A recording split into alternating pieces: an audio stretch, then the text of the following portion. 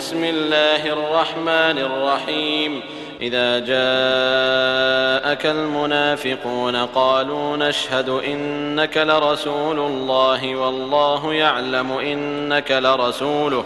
والله يشهد إن المنافقين لكاذبون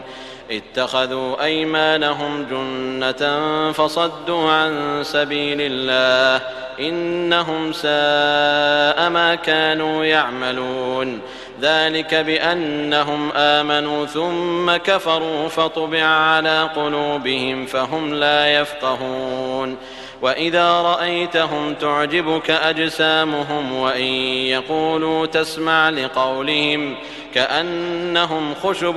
مسندة يحسبون كل صيحة عليهم هم العدو فاحذرهم قاتلهم الله أنى يؤفكون وإذا قيل لهم تعالوا يستغفر لكم رسول الله لووا رؤوسهم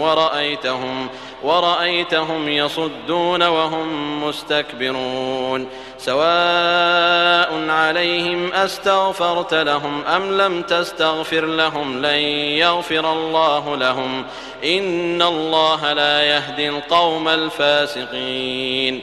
هم الذين يقولون لا تنفقوا على من عند رسول الله حتى ينفضوا ولله خزائن السماوات والأرض ولكن المنافقين لا يفقهون يقولون لئن رجعنا إلى المدينة ليخرجن الأعز منها الأذل ولله العزة ولرسوله وللمؤمنين ولكن المنافقين لا يعلمون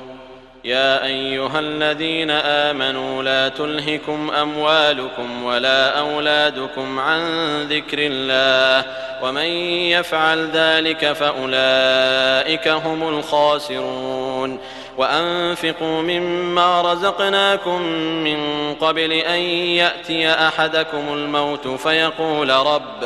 فيقول رب لولا أخرتني إلى أجل قريب فأصدق وأكن من الصالحين ولن يؤخر الله نفسا إذا جاء أجلها والله خبير